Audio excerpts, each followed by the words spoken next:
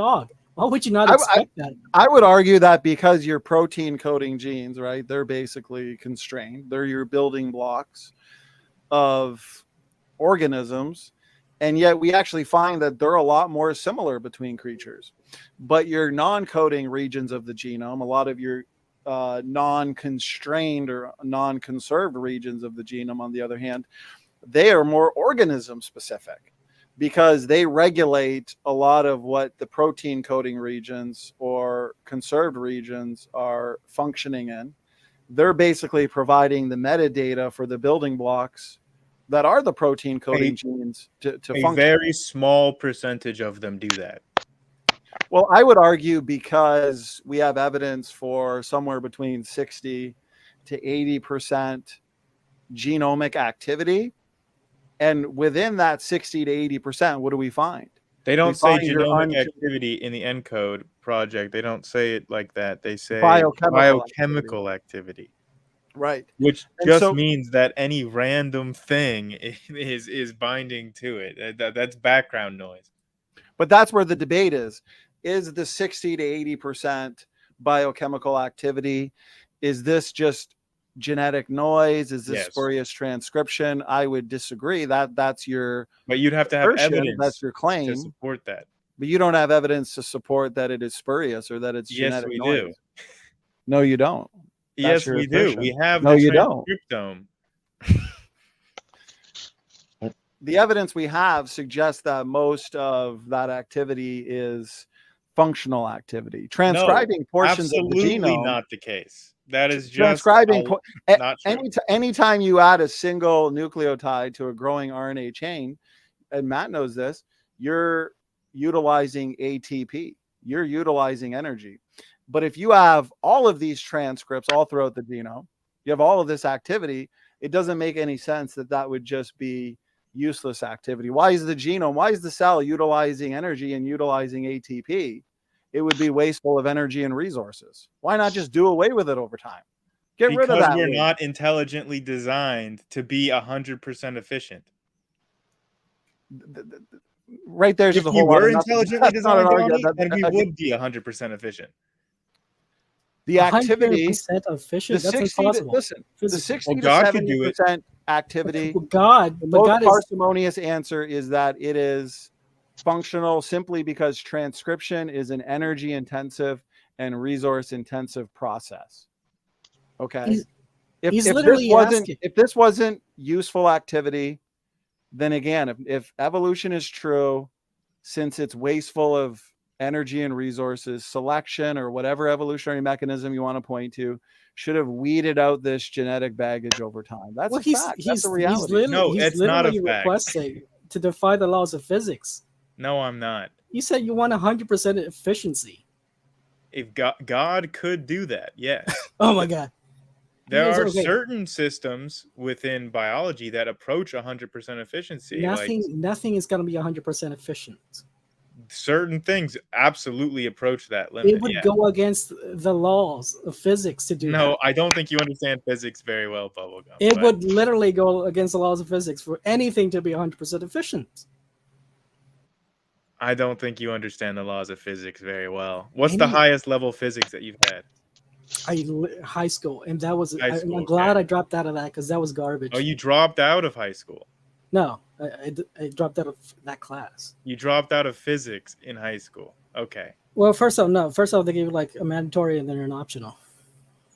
So, for example, I could go through just a number of papers on introns, ERVs, ALU sequences, all kind of non-coding DNA, like long non-coding RNA genes.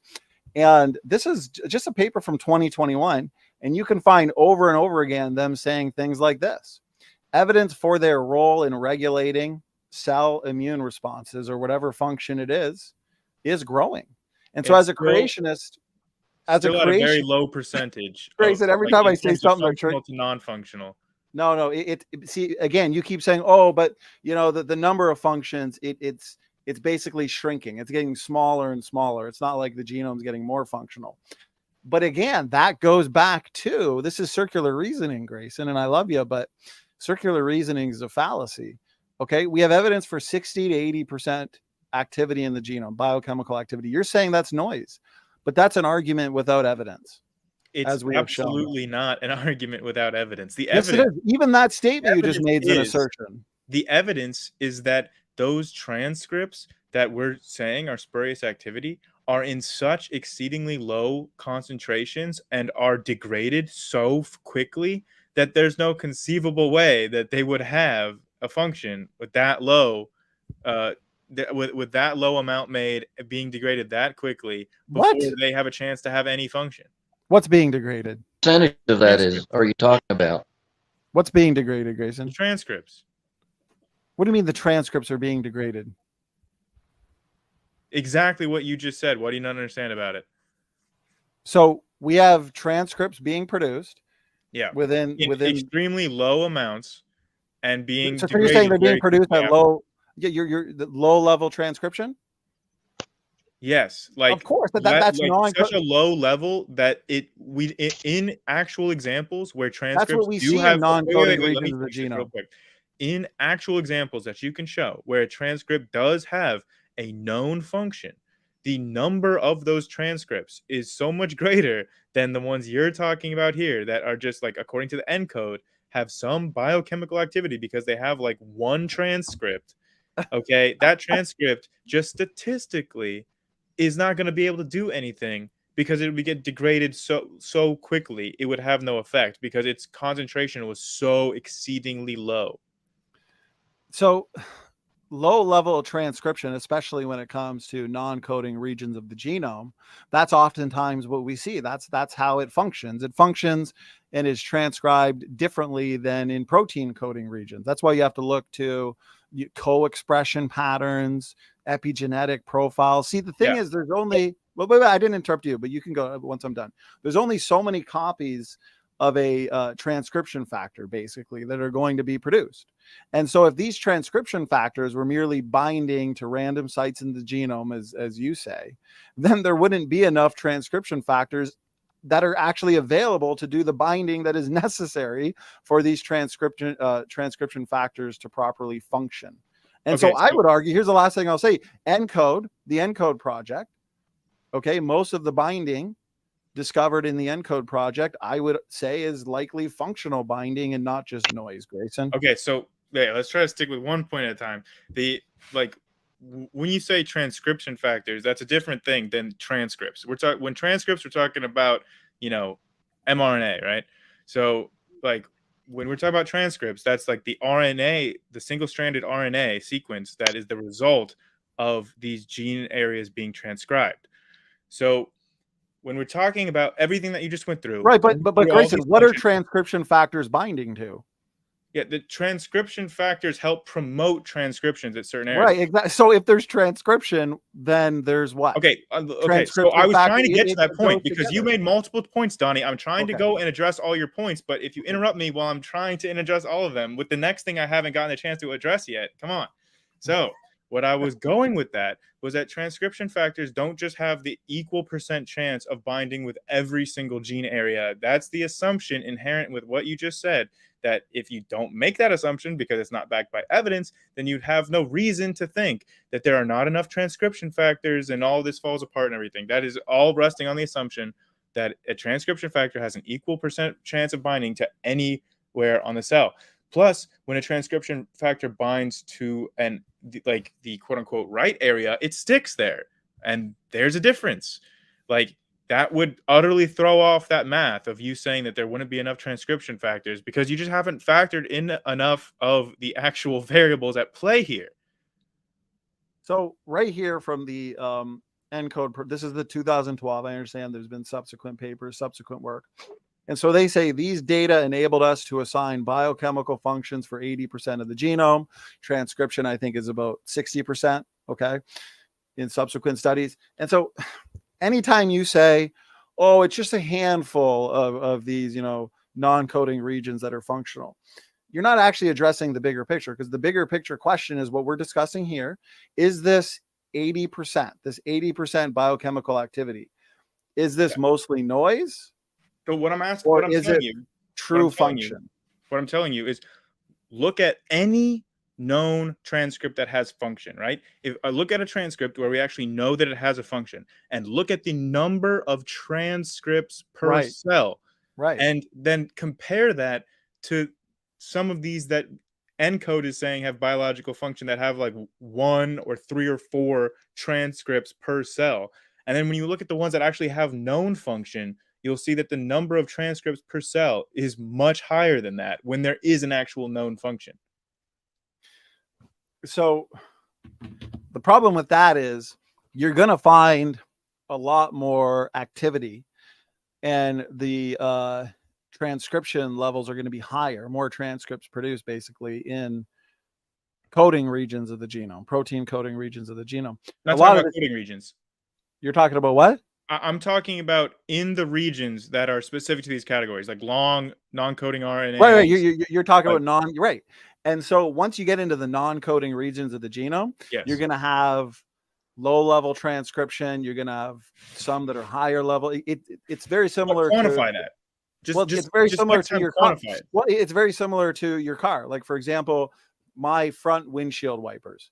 I'm using them constantly, even just to, spray water at the front windshield, clean things off. If it's raining, using them. But my rear windshield wiper, I rarely use it, if ever. But it's there, it's functional, but it's functional at a very low level. But it does come in handy when I absolutely need it. And a lot of the non-coding regions of the genome function similar. Okay, where you're going to have a lot of low-level transcription similar to your rear windshield wiper, but it doesn't mean it's not functional, doesn't mean it's not important, doesn't mean it's not useful. Okay, so my challenge for you is to find an actual a transcript with a known function that has the lowest amount of transcripts per cell that you can possibly find. I want you to find that and then compare that with the encode results. And I think that you'll see something pretty remarkable where the lowest one you can find is still going to have a lot more transcripts per cell than anything that you're talking about with encode that's just like 1 or 2 or 3 or 4 transcripts per cell. So a functional part of the genome are going to have a lot more transcripts per cell than a part that is just noise, you're saying? Yeah, to have any appreciable effect, you're going to need to have more transcripts than just, less than a dozen or something. No, that's completely fine, Grayson. Some parts of the genome are going to function at a higher level than other parts of the genome. Another example is... Oh, but they're not going to be that low. Listen, in your car, you probably have in your trunk, a jack and some tools in case you get a flat tire. Now you're going to take those out and you're going to use it to change your tire. Yeah. But 99.99% of the time, you're not actually using that jack. You're not using those tools, but you will use them. But we can see that. Wait, I'm almost done. When the situation arises, okay? And that's how a lot of the non-coding regions of the genome is. There's a lot of mutational buffer. There's a lot of over-design. There's a lot of redundancy. There's a lot of genes that are basically only expressed under certain conditions, as you love to hear me say. And so, sure, you can show me one with very low activity, few transcripts per cell. That doesn't prove it's non-functional. So in the same way, go ahead. The thing that you're kind of implicitly stating here is that at some point in time, given certain circumstances, then you're having faith that the number of transcripts will markedly increase whenever it needs to fulfill the function that it was designed to fulfill. So unless you can show that, then you're just saying that I have faith that there is a certain circumstance under which that number of transcripts per cell will markedly increase. That's like saying, Grayson, you've got faith that if you need to use your rear windshield wiper, or you need to use, a jack if you get a flat tire, or the flat tire itself, that's redundant, right? That looks like it's useless sitting at the back of your car. Maybe it's, in the trunk, whatever. You got 4 tires, you get a flat tire. Thank God you got that ready to use. But it's like you're saying, oh, but you just have faith. You got to show me that spare tire is actually useful and functional. No, that's silly. That's ridiculous. The genome comprises so many DNA elements, so many DNA units that are there for those specific circumstances where they're needed. Pseudogenes. We understand that pseudogenes are only expressed under certain conditions. this is just reality. I don't got to prove. I don't got to demonstrate it. It's been demonstrated. Yeah, and as time goes on, we're going to demonstrate it more. Go ahead, Grayson. Yeah, so that's what you're saying, is that we've demonstrated it for 1% of pseudogenes. So you're saying that I believe that not the other 99% will also be able to have some kind of circumstance that we just don't know about yet, under which then their transcript levels will increase markedly, and their real function that was hidden until then will be shown if the right kind of circumstances come about. And just because we have that for 1% of these pseudogenes, or these, retrotransposons, or whatever, like, you're saying that you think that all of them must be like that if we know that 1% of them are. No, because again, this goes back to your circular reasoning. You're avoiding the bigger issue, because what we're talking about has to do with that 80% biochemical activity. Within that 80% comprises a whole lot more than just 1% of pseudogenes. You have a lot of pseudogenes within there. Okay, so let me ask you something. If that 80% is if that 80% is beneficial activity, if it's functional activity, then the pseudogenes that comprise it are also functional. Okay, let me just ask you something real quick. So, do you think that if we just took a random sequence, right? It was determined at random. We just made a random genetic sequence, right? And we inserted it into your genome. And then we did encodes test, and we saw what level of transcription that random sequence that we created randomly to have no function. Are you saying that you think that encode would not detect any amount of transcription, any amount of what they called biochemical activity? You don't think it would detect any amount of it in that random sequence that we insert? So we make a sequence, Yes. insert it into the genome of a human being, and then test it to see what activity it has? Yes. Well, that's an interesting hypothetical. I don't know. Have they done that before? So I'm saying that you will be able to detect spurious activity on that segment of just like background amounts of transcription, but it's not going to rise anything major or significant. It's just going to be background. Because is that your prediction? Yes. Okay, but we haven't tested that. So I'm asking for your prediction. Would your prediction be that there should be no activity? Well, it depends. I can add a subwoofer to my car and put it in the right spot where it works nicely and the radio sounds good and the music sounds good. I added it in there and connected it in the right spot. So maybe I'm not saying a subwoofer, right?